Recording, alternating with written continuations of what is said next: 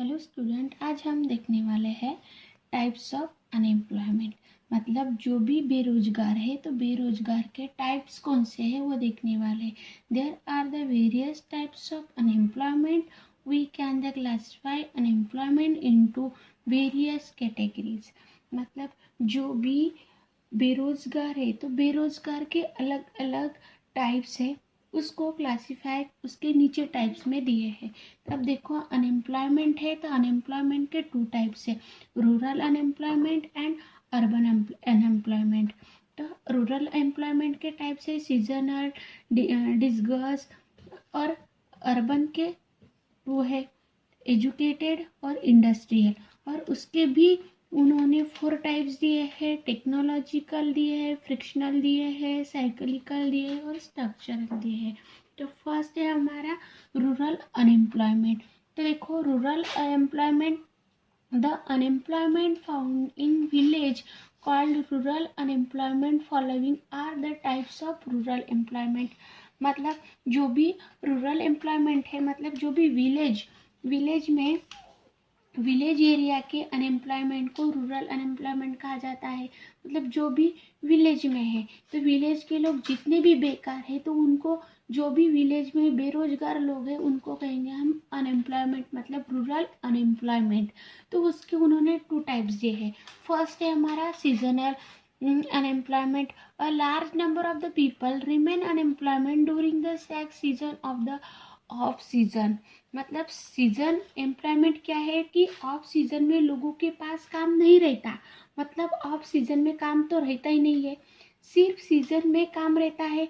सिर्फ सीजन में, जैसे बारिश आ गई तो बारिश की वजह से एग्रीकल्चरल, मतलब जो भी फार्मर है तो वो क्या करेंगे, खेती करेंगे। मतलब जब सीजन वाइज उन लोगों के पास काम रहता है तो उनको कहेंगे हम सीजनल एम्प्लॉयमेंट कहेंगे।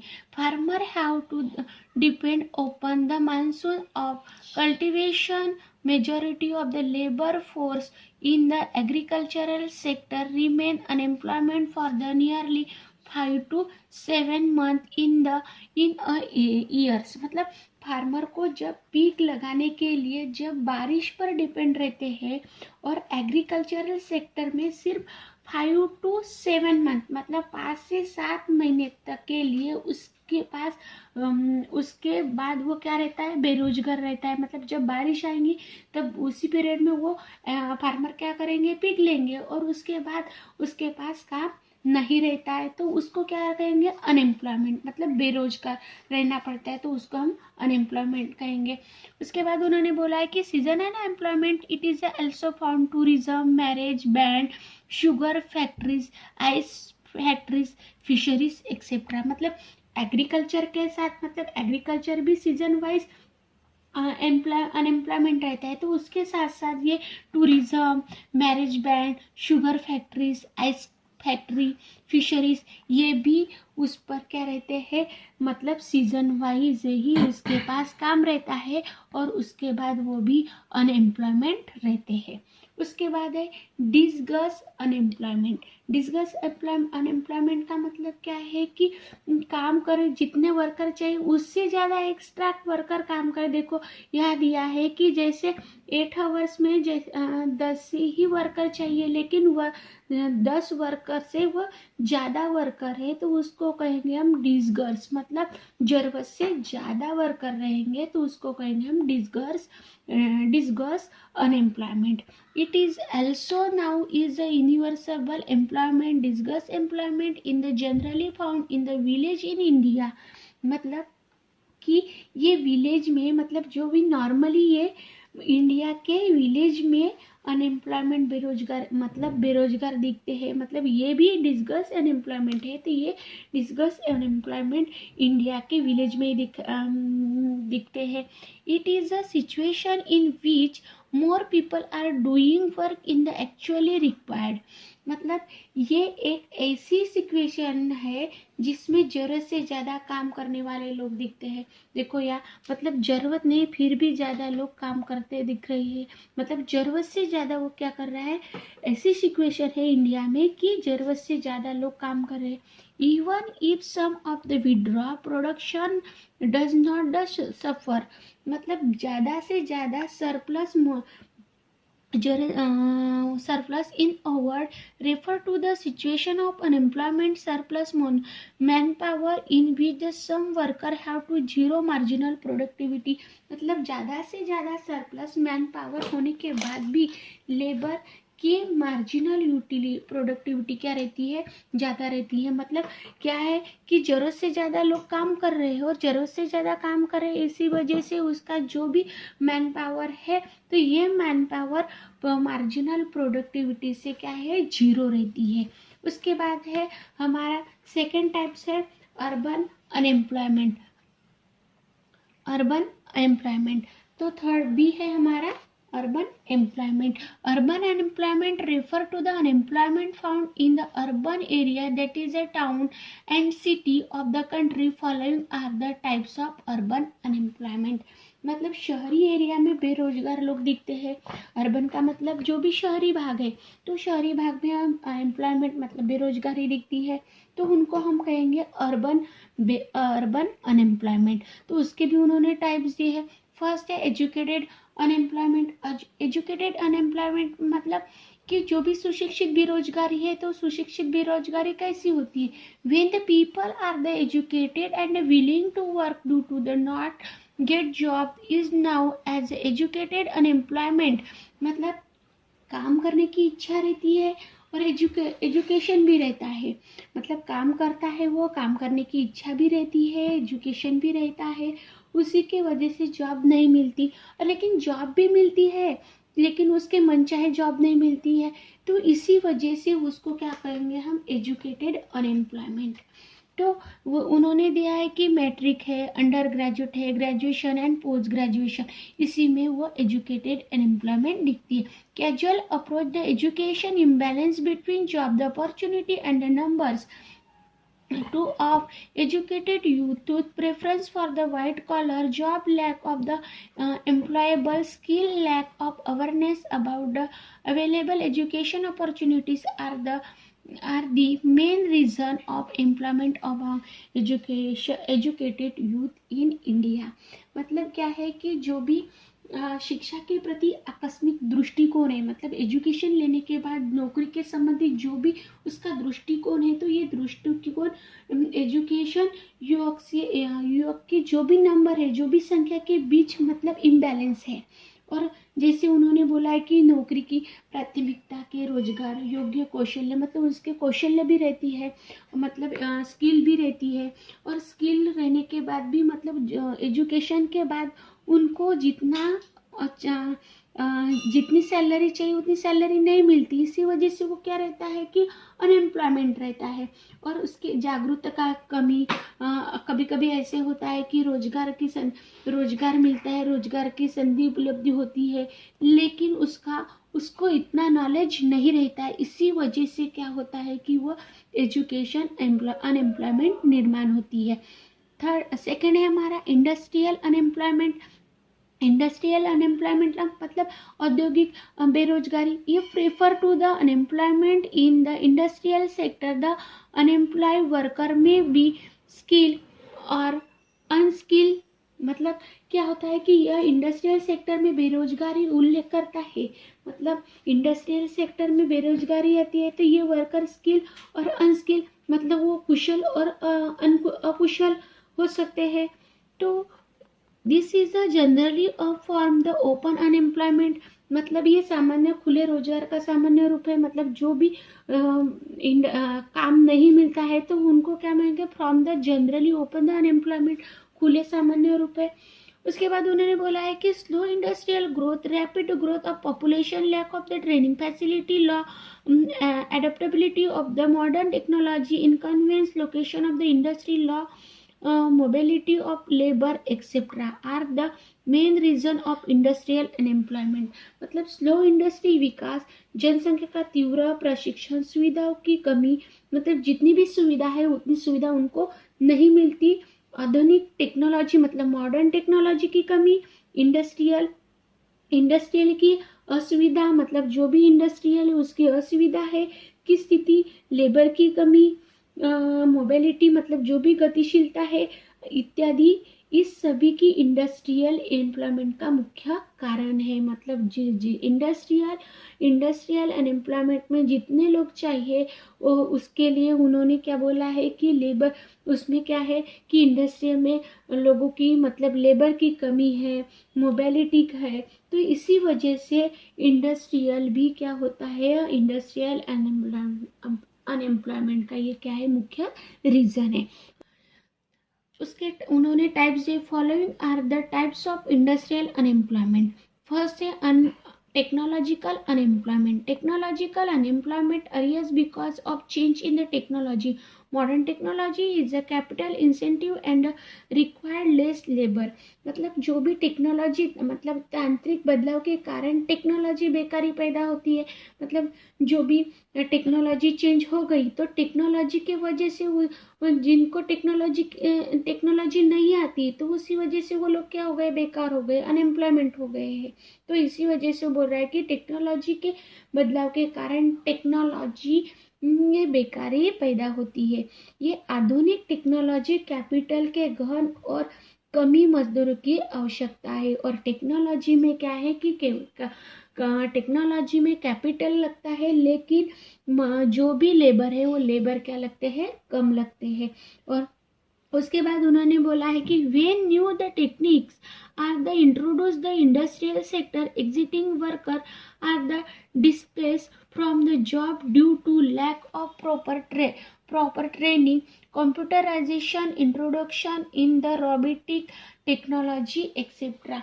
मतलब जब टेक्नोलॉजी सेक्टर में मॉडर्न टेक्नोलॉजी पेश की जाती है, मतलब जब टेक्नोलॉजी तो यूज करते हैं लेकिन टेक्नोलॉजी सेक्टर में जब हम मॉडर्न टेक्नोलॉजी यूज किए जाती है तब ट्रेनिंग दिया जाता है। और ट्रेनिंग देने के बाद वो उसके ट्रेनिंग की कमी के कारण, मतलब अब तो मॉडर्न टेक्नोलॉजी आ गई लेकिन उसका ट्रेनिंग भी देना आवश्यक है, इम्पोर्टेंट है, तो वो नहीं दी जाती है। तो उसकी कमी के कारण बाहर निकलने वाले जो भी वर्कर है, मतलब जो वर्कर काम कर रहे हैं इंडस्ट्रियल सेक्टर में है लेकिन उसको जब नया मॉडर्न टेक्नोलॉजी आती है तो मॉडर्न टेक्नोलॉजी की को भी प्रशिक्षण देना चाहिए।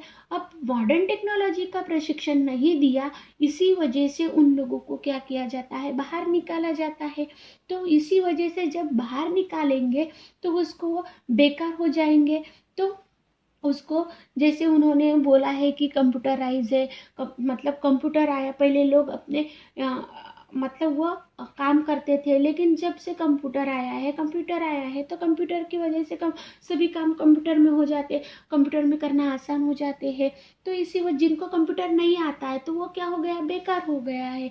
जैसे उन्होंने बोला है कि रोबोटिक टेक्नोलॉजी का यूज़, मतलब रोबोटिक टेक्नोलॉजी का यूज़ करके भी इंडस्ट्री चला सकते हैं। तो ये क्या हो गए, इसी वजह से जिनको नहीं आता है तो उसको उस इंडस्ट्री से क्या किया जाता है, निकाला जाता है। तो ये क्या है, इंडस्ट्री टेक्नोलॉजिकल अनएम्प्लॉयमेंट। उसके बाद है सेकंड है फ्रिक्शनल अनएम्प्लॉयमेंट। फ्रिक्शनल अनएम्प्लॉयमेंट मतलब घर्षण बेरोजगारी। Frictional unemployment is causes to the breakdown of machinery, power failure, shortage of raw material, strikes by the worker etc. Frictional employment in the temporary by nature। मतलब जो भी घर्षण बेरोजगारी है, घर्षण बेरोजगारी के कारण होता है। मतलब जो भी फ्रिक्शनल अनएम्प्लॉयमेंट है तो ये उसका कारण है कि जो भी मशीनरी है तो मशीनरी कम होना, उसके बाद जो भी इलेक्ट्रिक बिल है, इलेक्ट्रिसिटी है, तो ये इलेक्ट्रिसिटी की शॉर्टेज है।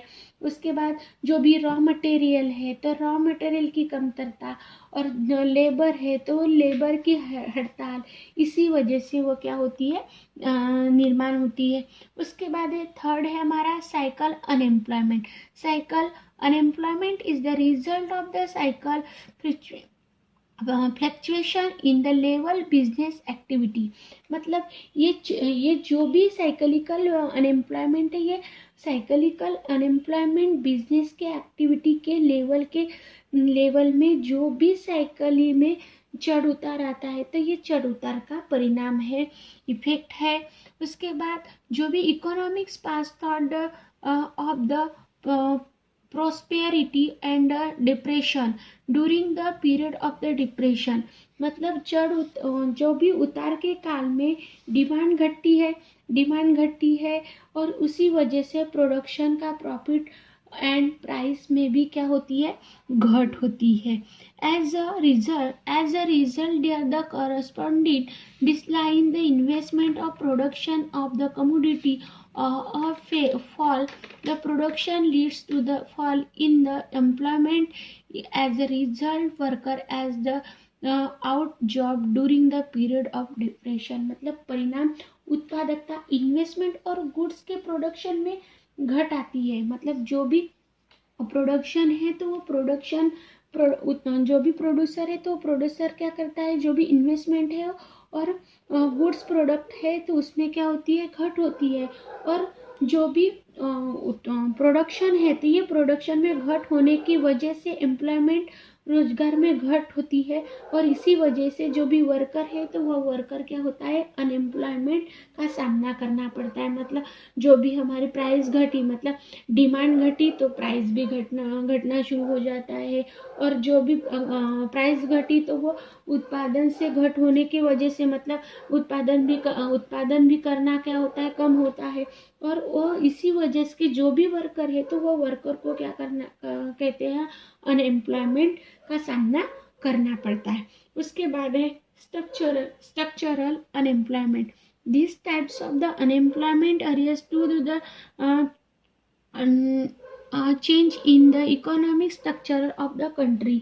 मतलब इस सभी बेरोजगार किसी देश की आर्थिक संरचना के भारी बदलाव के कारण उत्पन्न होती है। मतलब जो भी इस प्रकार की मतलब स्ट्रक्चरल अनएम्प्लॉयमेंट है, तो ये स्ट्रक्चरल अनएम्प्लॉयमेंट बेरोजगारी देश की आर्थिक संरचना की वजह से की बदलाव, मतलब जो भी देश का आर्थिक संरचना के भारी बदलाव है वो भारी बदलाव के कारण उत्पन्न होती है। This is the change in the effect their supply of the demand of the factor production structural change in the economy of causes by the change in government policy, shortage of capital, shifting industry from the region of another etc। ये बदलते हुए उत्पादन के कार्य आपूर्ति की मांग प्रभावित कर सकते हैं। जो भी अर्थव्यवस्था है तो ये अर्थव्यवस्था के संरचनात्मक परिवर्तन, सरकार की नीतियों के परिवर्तन, कैपिटल की इंडस्ट्रियल शिफ्टिंग। मतलब देखो उन्होंने बोला है कि जो भी capital shifting industrial from the region है तो इंडस्ट्रियल शिफ्टिंग सेक्टर में दूसरे में बदलाव आदि के कारण होती है। मतलब शिफ्टिंग है, कैपिटल की शिफ्टिंग है तो ये उसके बदलाव के कारण होती है। ये एक लॉन्ग टर्म फेनोमेन है, मतलब ये एक लॉन्ग टर्म अवस्था है। उसके बाद structural employment take place the because of the between skill of worker and job और द एक्चुअली अवेलेबल। मतलब ये क्या है कि ये उपलब्ध रोजगार और कामगार के कौशल्य की तफावत। मतलब जो भी रोजगार है तो वो रोजगार के कामगार के कौशल्य, मतलब जितने भी उसके कौशल्य है तो उसके तफावत के कारण ये स्ट्रक्चरल अनएम्प्लॉयमेंट निर्माण होती है। मतलब जिन लोगों को जितना भी रोजगार मिल रहा है और कौशल्य उसके पास जितने भी कौशल्य है, उसी वजह से वो क्या हो रही है कि जो भी स्ट्रक्चरल अनएम्प्लॉयमेंट की अनएम्प्लॉयमेंट निर्माण हो रही है। जैसे उन्होंने बोला है कि horse car had been the replace by the rickshaw auto. मतलब घोड़ा गाड़ी की जगह रिक्शा ऑटो निकल गया। मतलब पहले हॉर्स मतलब घोड़ा गाड़ी चलती थी और घोड़ा गाड़ी के वजह से अब क्या चल रहा है, ऑटो रिक्शा चल रहा है। उसके बाद उन्होंने बोला है कि introduce the computerize typing has the causes unemployment among the manual types. मतलब पहले लोग क्या करते हैं, टाइपिंग करते थे, मतलब टाइपिस्ट का यूज करते थे, लेकिन अब जब से कंप्यूटर निकल गया है तब लोग किसका यूज कर रहे हैं, तो कंप्यूटर का यूज कर रहे हैं। मतलब कंप्यूटर की वजह से टाइपिंग वाला बेरोजगार हो गया है और इसी कारण कौशल और रोजगार में तफावत आ गई है। तो ये हो गए हमारे टाइप्स ऑफ अनएम्प्लॉयमेंट।